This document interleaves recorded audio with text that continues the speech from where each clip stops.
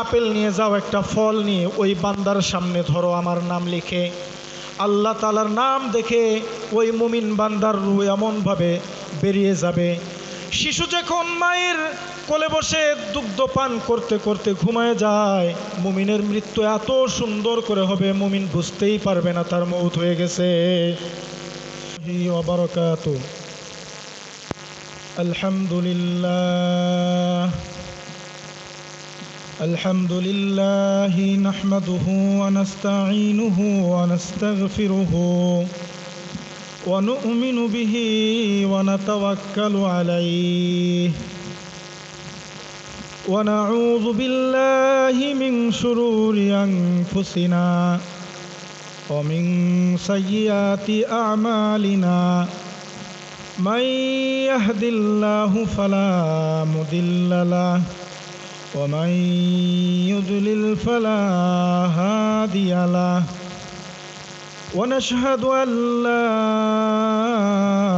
ইলাহা ইল্লাল্লাহু ওয়াহদাহু লা শারীকা লাহু الذي لا ضد له ولا ند له ولا مثل له ولا مثيل له ونشهد أن محمدا عبد الله ورسوله الذي أرسله الله تعالى إلى كافة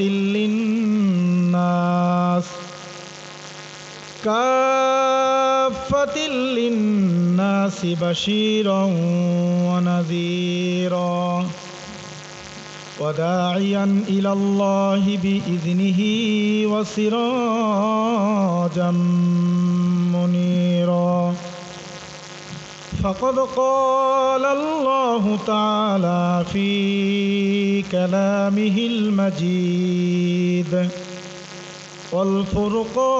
والفرقانه الحميد أعوذ بالله من الشيطان الرجيم بسم الله الرحمن الرحيم كل نفس ذائقة الموت وإنما توفون أجوركم يوم القيامة فمن زحزح عن النار وأدخل الجنة فقد فاز وما الحياة الدنيا إلا متاع الغرور وقال تعالى إن الذين آمنوا وعملوا الصالحات كانت لهم جنات الفردوس نزلا خالدين فيها لا يبغون عنها حولا الآية وقال رسول الله صلى الله عليه وسلم تحفة المؤمن الموت رواه তিরমিজি রসুল আমার ভালোবাসা রসুল আমার আলো আশা রসুল আমার প্রেম বিরহের মূল আলোচনা রসুল আমার কাজে কর্মে অনুপ্রেরণা। আলহামদুলিল্লাহ। দেওয়ানের খামার জান্নাতুল বাকি কবরস্থানের উন্নয়ন কল্পে তাফসিরুল কুরআন মাহফিলের সম্মানিত সভাপতি, প্রধান অতিথি, বিশেষ অতিথি, উপস্থিত আমার মাথার তাজ সমতুল্য সম্মানিত প্রধান আলোচক, দ্বিতীয় আলোচক এবং আমার সামনে উপবিষ্ট কচিকাঁচা বাচ্চারা, আমার বাবার বয়সী মুরব্বীরা এবং আমার সমবয়সী বন্ধুরা, আরও রয়েছেন পর্দার অন্তরালে সতী সাধবী আমার মা ও বোনেরা, সকলের প্রতি জানাই আন্তরিক মুবারকবাদ।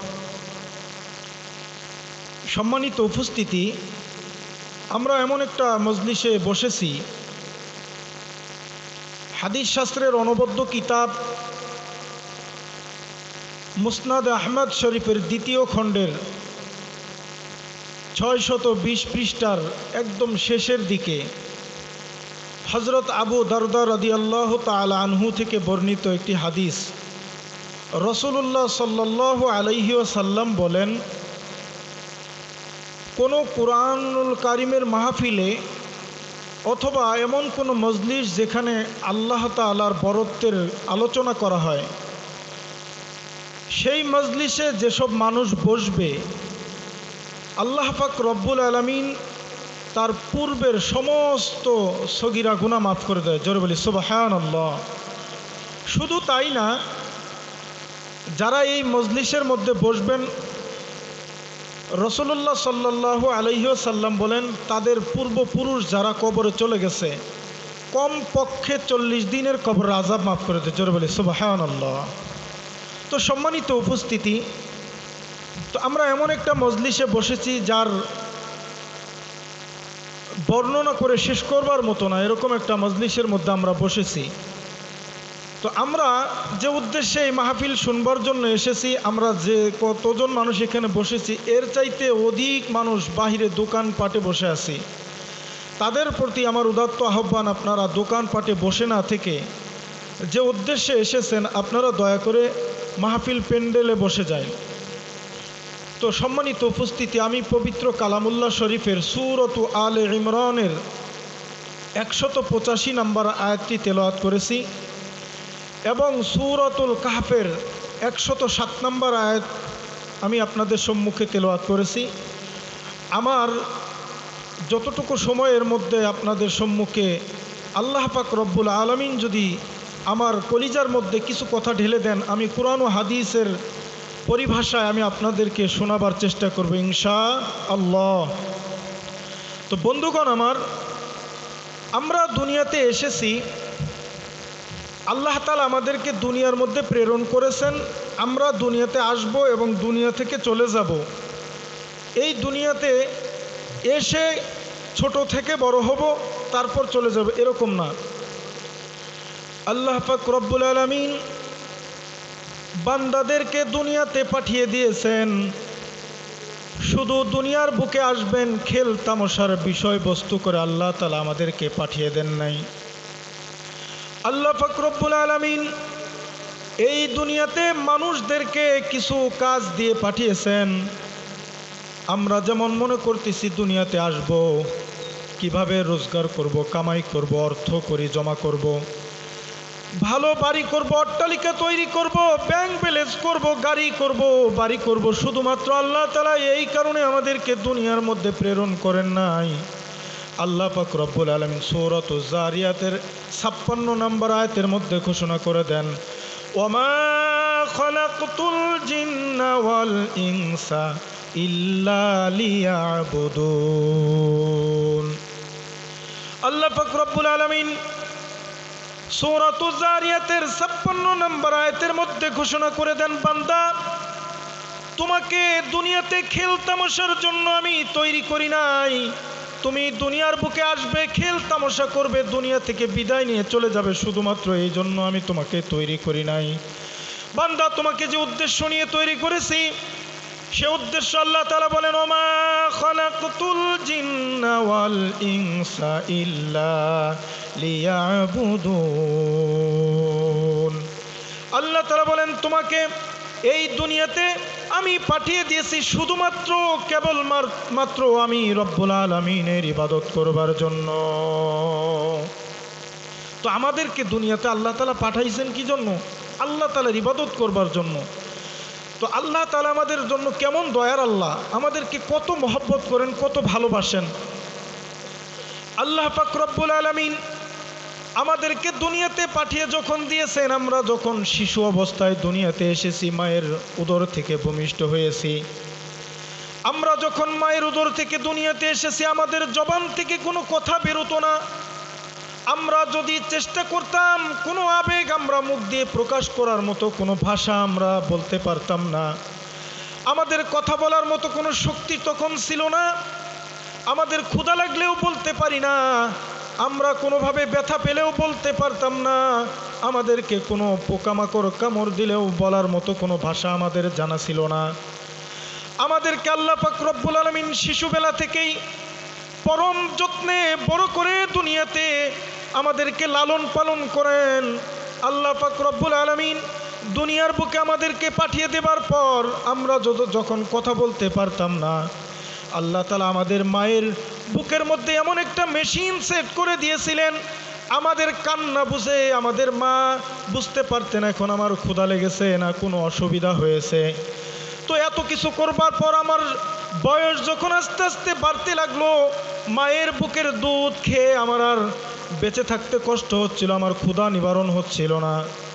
এমত অবস্থা আল্লাহ পাক রব্বুল আলামিন আমার মুখের ভিতরে দাঁতের ব্যবস্থা করে দিলেন, যাতে করে বাহিরের মায়ের বুকের দুধের পাশাপাশি বাহিরে থেকে আমি কোনো কিছু ছোট দাঁত দিয়ে চিবিয়ে খেতে পারি, আমার ক্ষুধাকে নিবারণ করতে পারি। তারপর যখন আমার পরিপূর্ণ দাঁত হয়ে গেল, মায়ের বুকের দুধকে আল্লাহ তাআলা নিষেধ করে দিলেন, মায়ের বুকের দুধ তোমার জন্য এখন নিষেধ করে দেয়া হলো, তোমার আর এই দুধ খাওয়া যাবে না।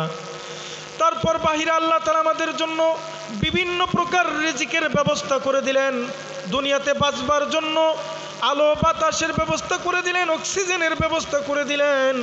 এত সব ব্যবস্থা করবার পর মানুষ যখন আল্লাহ তাআলাকে ভুলে যায়, আল্লাহর দেওয়া বিধান অনুযায়ী নিজের জিন্দেগি বাস্তবায়ন করে না, শয়তানের পথ মত অনুসরণ করে যখন দুনিয়াতে চলতে থাকে, আল্লাহ তাআলা আক্ষেপ করে বলেন, ইয়া আইয়ুহাল ইনসানু মা গররাকা বিরব্বিকাল কারীম।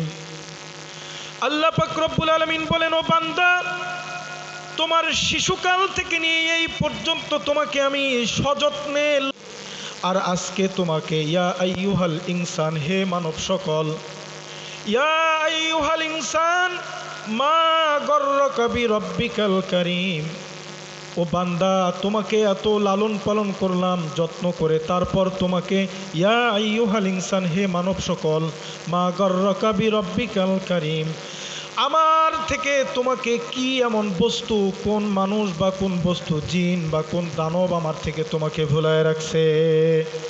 আল্লাহ তাআলা আক্ষেপ করে বলেন, তোমাকে এই আমার থেকে কিসে ভুলায় রাখলো বুঝলাম না, এত যত্ন করে তোমাকে তৈরি করলাম, কিন্তু তুমি কি পাইলা যে ভুলে গেছো আমাকে।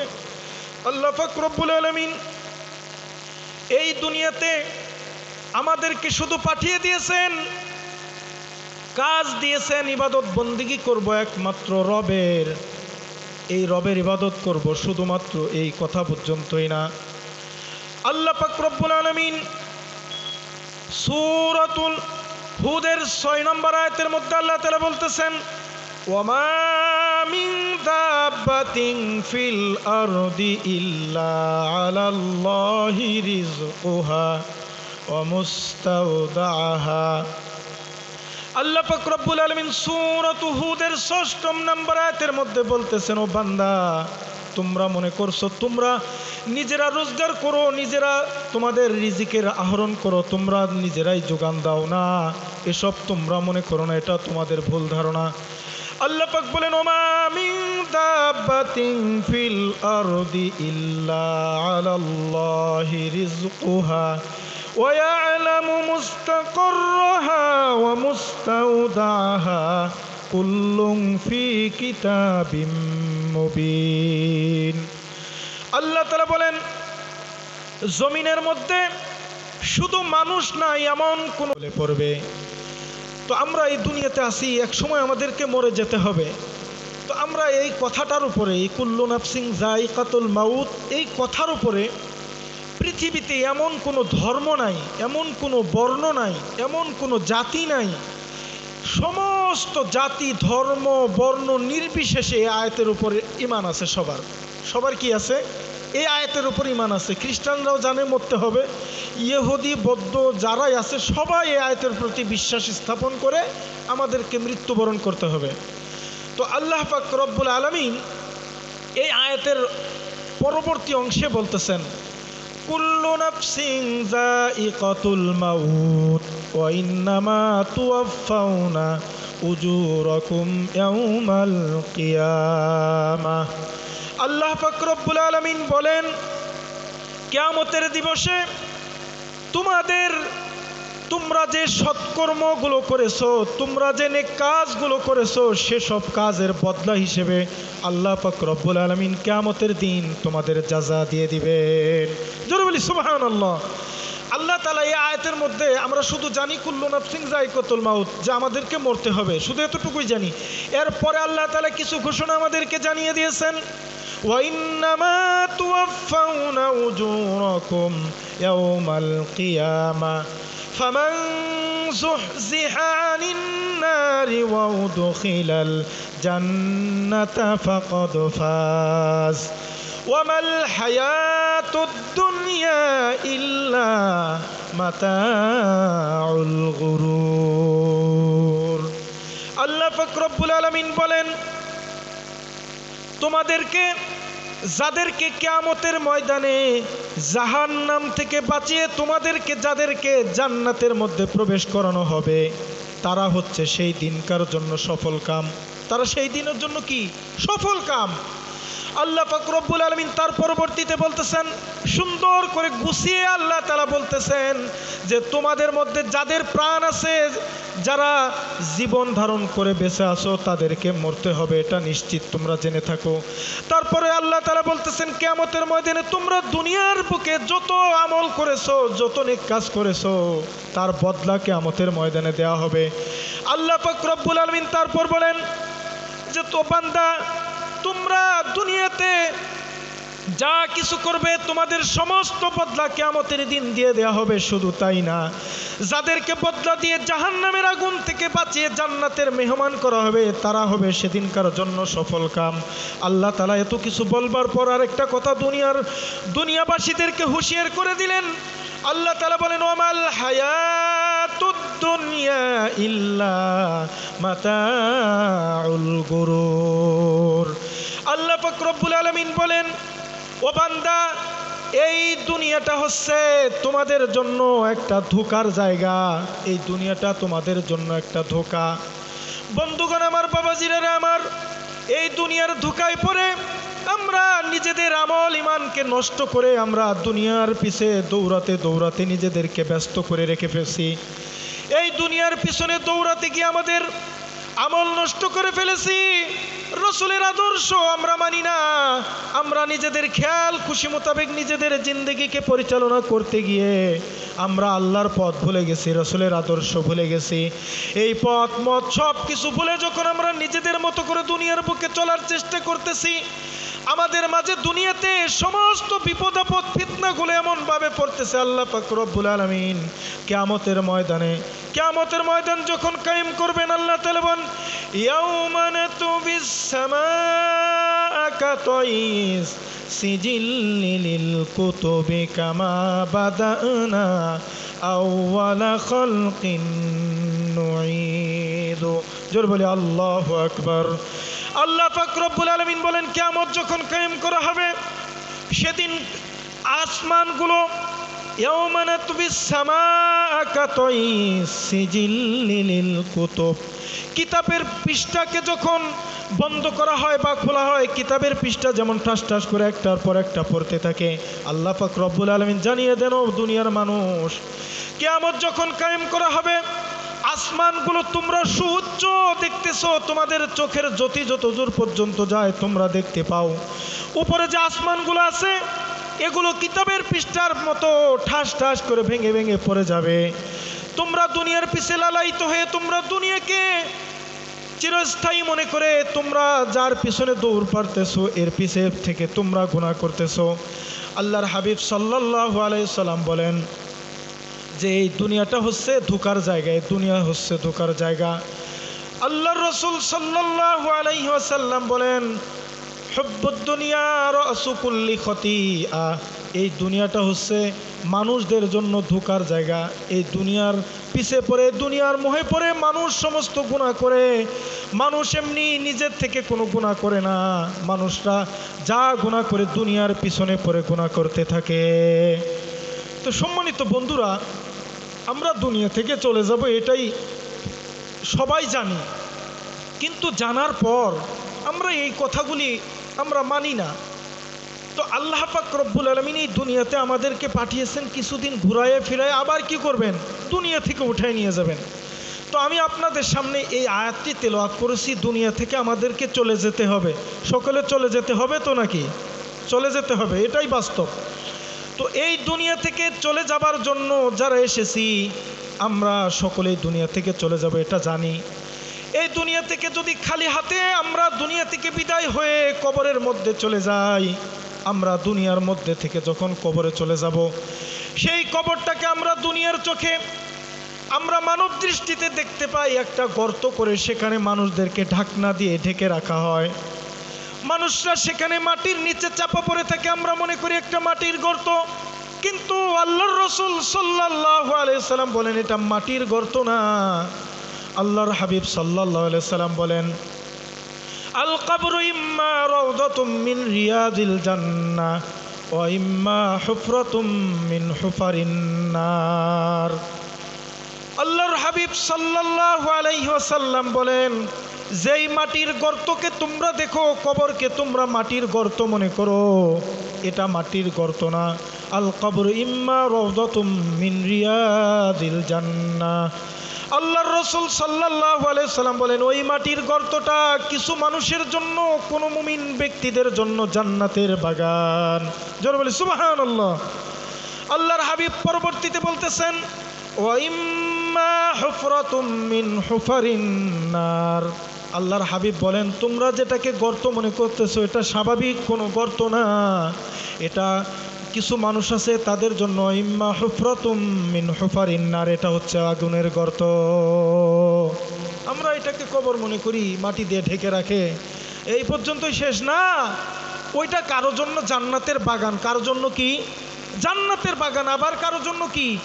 আগুনের একটা গর্ত, কুয়ার মতো। বন্ধুগণ আমার, আমরা এই দুনিয়াতে অনেকেই অনেক সময় স্বপ্ন দেখি না, ঘুমাইয়া স্বপ্ন দেখি যে আমি মারা গেলাম।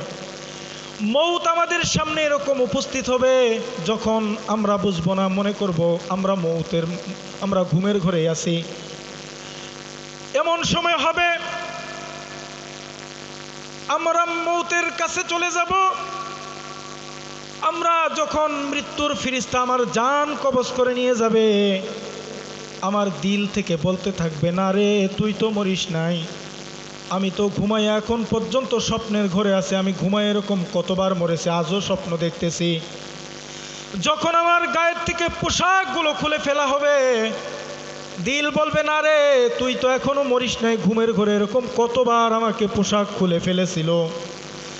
দিল থেকে আবার আমার পোশাক খুলে যখন আমাকে গোসল করানো হবে, এক দিলে বলতে থাকবে, না এরকম স্বপ্ন আমি আরো বারংবার দেখেছি, আজও স্বপ্ন দেখতেছি। ঘুমের ঘরে এরকম কতবার আমার মৌত হয়েছে, আমাকে গোসল করানো হয়েছে, আজকেও সেই অনুরূপ ঘুমের ঘরে যেমন স্বপ্ন দেখি, ওরকম আজকেও আমার কাপড় খুলে গোসল করাইতেছে। আমার গোসল যখন শেষ হয়ে যাবে, আমাকে প্যাকেট করা হবে সাদা কাপড় দিয়ে, যখন মোড়াতে থাকবে, দিল বলবে, না রে আজকে মনে হয় মরে গেছি। আরেক দিলে বলতে থাকবে, না আজকে আমি কোনোভাবেই মরি নাই, আমি ঘুমের ঘরে এরকম কতবার মরে গিয়েছি, কাফন পরানো শেষ করে আমাকে মাটি পর্যন্ত দিয়েছে, এমন স্বপ্ন আমি দেখেছি, আজকেও মনে হয় অনুরূপ স্বপ্ন আমি দেখতেছি। বন্ধুগণ আমার, বান্দাকে যখন জানাজার নামাজে নিয়ে যাওয়া হবে, দিল বলবে, আমি তো আসলেই মরে গেছি, মনে হয় আমি আর কোনোদিন আমার ঘুম ভাঙবে না, আমি বাস্তবে আজকে হয়তো মরে গেছি। আরেকটা দিল বলবে, না রে এমন মৌত আমার বারবার হয়েছে, ঘুমের ঘরে কতবার হয়েছে, আমাকে কবরস্থও করা হয়েছিল। জানাজা শেষে যখন কবরের দিকে নিয়ে যাওয়া হবে, বান্দা ঘুমের ঘরের কথা মনে করবে, বলতে থাকবে, আমি এরকম কতবার মৌতের ঘরে চলে গিয়েছিলাম ঘুমায়ে, আজকেও তার অনুরূপ প্রতিফলন ঘটতেছে। আমি এখনো ঘুমের ঘরে। যখন কবরের মধ্যে নামিয়ে দেওয়া হবে, বান্দা এবার একটু মোটামুটি টেনশনের মধ্যে পড়ে যাবে। আহারে, আমি বুঝি আজকে বাস্তবই মরে গেলাম। আরেকটা দিল বলতে থাকবে, না তুমি এখনো মরো নাই। এরকম কবর আমাকে আরো কয়েকবার ঘুমের ঘরে দেওয়া হয়েছে। বন্ধুগণ আমার, যখন তাকে মাটি দিয়ে উপর থেকে মানুষ চলে যাবে, কবর দিয়ে চলে যাবে, মুনকার নাকির যখন সামনে এসে যাবে, ওই বান্দা তখন বুঝবে, না রে আমি আর ঘুমের ঘরে নাই, আজকে আমি বাস্তবিক ওই কবরের মধ্যে চলে গেছি। বন্ধুগণ আমার, আমি যেটা বোঝাতে চেয়েছি, এমন স্বপ্নের মরণ আমাদের সামনে সকলের উপস্থিত হয়ে যাবে। যখন আমার সামনে মৌতের ফেরেশতা এসে যাবে, আমার এমন অবস্থা, অসহায়ত্ব হয়ে যাব আমরা। আমাদের মুখের কোনো কথা চলবে না, আমাদের হাতের কোনো কাজ সেদিন হবে না। আজরাইলকে আমরা দূর করতে পারবো না। সেদিন যদি আমাদের ঈমান আমলের অবস্থা যদি ভালো হয়ে থাকে, তো আল্লাহর রাসূল সাল্লাল্লাহু আলাইহি সাল্লাম বলেন, মুমিন বান্দার কাছে যখন ফেরেশতা মালাকুল মাউত জান কবজ করবার জন্য এসে যাবে, আসার পর যখন জান কবজ করবার চেষ্টা করতে থাকবে, মুমিনের জান রূহ বের হতে চাবে না। মুমিনের রূহ দৌড়াদৌড়ি করবে, বের হতে চাবে না। এরকম একটা পরিস্থিতি। আজরাইল আলাইহিস সালাতু ওয়াস সালাম আল্লাহ তাআলাকে ডেকে বলবে, ও আমার রব, এমন মানুষের জান আমি কবজ করতে গেলাম, জান তো রূহ তো বের হচ্ছে না। আল্লাহ তাআলা বলবে, ও আজরাইল